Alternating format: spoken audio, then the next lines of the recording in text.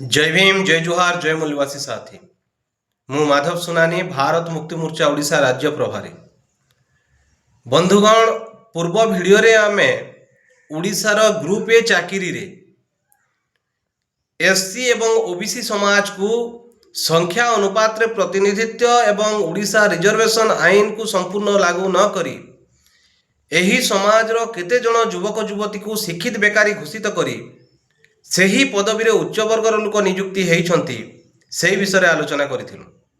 ଆଜି ଆମେ ଆଲୋଚନା କରିବା ଯେ ଭାରତବର୍ଷର ଯେଉଁମାନେ ବର୍ତ୍ତମାନ ପର୍ଯ୍ୟନ୍ତ ବିକାଶର ନାଁରେ ବହୁତ ଦୂରରେ ରହିଛନ୍ତି, ବଣ ପାହାଡ଼ରେ ରହିଛନ୍ତି ଏବଂ ବହୁ କଷ୍ଟରେ ଉଚ୍ଚଶିକ୍ଷା ଲାଭ କରି ଓଡ଼ିଶାର ଶାସନ ପ୍ରଶାସନରେ ଭାଗିଦାରୀ ରଖିବା ପାଇଁ ଗ୍ରୁପ ଏ ରେ ଚାକିରି କରିବାର ଯୋଗ୍ୟତା ରଖିଥିବା ଆଦିବାସୀ ସମାଜର 3795 ଜଣକୁ ଶିକ୍ଷିତ ବେକାରୀ ଘୋଷିତ କରି ଏହି ପଦବୀରେ ଉଚ୍ଚ ବର୍ଗର ଲୋକମାନେ ନିଯୁକ୍ତି ହେଇ ସେମାନେ କିପରି ଆଦିବାସୀ ସମାଜର ଯୁବକ ଯୁବତୀମାନଙ୍କ ସହିତ ତାଙ୍କ ଜୀବନ ଜୀବିକା ପ୍ରତି ସେମାନେ କୁଠାରଘାତ କରିଛନ୍ତି।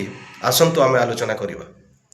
ଓଡ଼ିଶା ବିଧାନସଭାରେ 29/11/2024ରେ ସରକାର ରଖିଥିବା ତଥ୍ୟ ଆଧାରରେ ଓଡ଼ିଶାର ଗ୍ରୁପ ଏ ପ୍ରଶାସନିକ ଅଧିକାରୀ ଭାବେ 24,599 ଜଣ ନିଯୁକ୍ତି ପାଇଛନ୍ତି। ଓଡ଼ିଶାର ରିଜର୍ଭେସନ ଆଇନ ଅନୁଯାୟୀ ଆଦିବାସୀ ସମାଜ ବା ଏସଟି ସମାଜକୁ 22.5% ରିଜର୍ଭେସନ ଦେବା କଥା।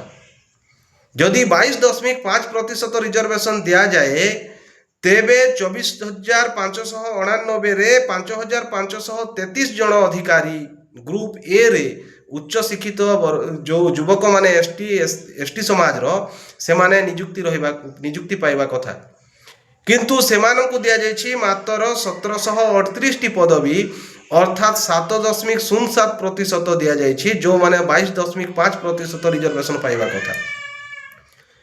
ଏବଂ 3,795 ଜଣ ଉଚ୍ଚ ଶିକ୍ଷିତ ଯୁବକ ଯୁବତୀ ଯେଉଁମାନେ ବଣ ପାହାଡ଼ରୁ ବହୁ କଷ୍ଟରେ ଶିକ୍ଷା ଲାଭ କରି ଓଡ଼ିଶାର ପ୍ରଶାସନିକ ବ୍ୟବସ୍ଥାରେ ଚାକିରି କରିବାର ଯୋଗ୍ୟତା ହାସଲ କରିଛନ୍ତି, ସେମାନଙ୍କୁ ଉଚ୍ଚଶିକ୍ଷିତ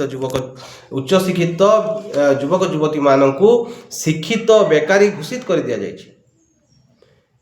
ଏହି ଶିକ୍ଷିତ ବେକାରୀ ଘୋଷିତ ହୋଇଥିବା ଉଚ୍ଚଶିକ୍ଷିତ ଯୁବକ ଯୁବତୀ ଯେଉଁମାନେ ଆଦିବାସୀ ସମାଜର ଏସଟି ସମାଜର, ମୁଁ ସେମାନଙ୍କୁ ଆହ୍ୱାନ କରିବି ଯେ ଆପଣ ଆପଣଙ୍କର ହକ୍ ଅଧିକାର ଲଢ଼େଇ ଲଢ଼ିବାକୁ ହେବ। ଆପଣଙ୍କର ଭଳି ଅନେକ ଯୁବକ ଯୁବତୀ ଭବିଷ୍ୟତରେ ଯେମିତି ଉଚ୍ଚ ଶିକ୍ଷିତ ହେଇ ଯୋଗ୍ୟତା ଥାଇ ବେରୋଜଗାର ଘୋଷିତ ନ ହୁଅନ୍ତି, ସେହି ଦାୟିତ୍ୱ ଆପଣମାନଙ୍କୁ ଉଠାଇବାକୁ ହେବ। ଏହି ବିଷୟକୁ ଉଠାଇବା ପାଇଁ ଭାରତ ମୁକ୍ତି ମୋର୍ଚ୍ଚା ପକ୍ଷରୁ ଏବଂ ବାମସେଫ ପକ୍ଷରୁ କଟକ ବାଲିଯାତ୍ରା ପଡ଼ିଆରେ ରାଷ୍ଟ୍ରୀୟ ଅଧିବେଶନ ହେବାର ଥିଲା ଏବଂ ଏହି ରାଷ୍ଟ୍ରୀୟ ଅଧିବେଶନରେ ଜାତି ଜନଗଣନା ଓ ସଂଖ୍ୟା ଅନୁପାତରେ ପ୍ରତିନିଧିତ୍ୱର ମାମଲାକୁ ଆଲୋଚନା କରିବାର ଥିଲା। ତେଣୁ ଓଡ଼ିଶାର ଉଚ୍ଚ ବର୍ଗର ଲୋକମାନେ, ଆରଏସଏସ ବିଜେପିର ଲୋକମାନେ ସେମାନେ ବହୁତ ଚାଲାକ, ସେମାନେ ବୁଝିପାରିଲେ ଯେ ଜାତି ଜନଗଣନା ଓ ସଂଖ୍ୟା ଅନୁପାତରେ ଯଦି ପ୍ରତିନିଧିତ୍ୱର ମାମଲା ଓଡ଼ିଶାରେ ଉଠେ, ଓଡ଼ିଶାର ଲୋକ ଜାଗୃତି ହୁଅନ୍ତି, ତେବେ group A, group B, group C, group D ରୁ 2,78,000ରୁ ଅଧିକ ଚାକିରି ଛାଡ଼ିବାକୁ ପଡ଼ିବ, ଯାହା ସେମାନେ ଏଥିରେ ନିଯୁକ୍ତି ହୋଇଛନ୍ତି। ଯଦି ସଂଖ୍ୟା ଅନୁପାତରେ ପ୍ରତିନିଧିତ୍ୱ ଦିଆଯାଏ ତେବେ 2,78,000 ଚାକିରି ଛାଡ଼ିବାକୁ ପଡ଼ିବ ସେମାନଙ୍କୁ। ତେଣୁ ସେମାନେ ଏହାକୁ ମୁସଲମାନମାନଙ୍କର ଅଧିବେଶନ କହି ବାତିଲ କଲେ ଏବଂ ସଦାସର୍ବଦା ଆମମାନଙ୍କୁ ଜାତି ଧର୍ମର ନାମରେ ଲଢ଼ଉଛନ୍ତି ଏବଂ ଶାସନ ପ୍ରଶାସନରେ ଆମର ଭାଗିଦାରୀକୁ ସେମାନେ ଦେଉନାହାନ୍ତି।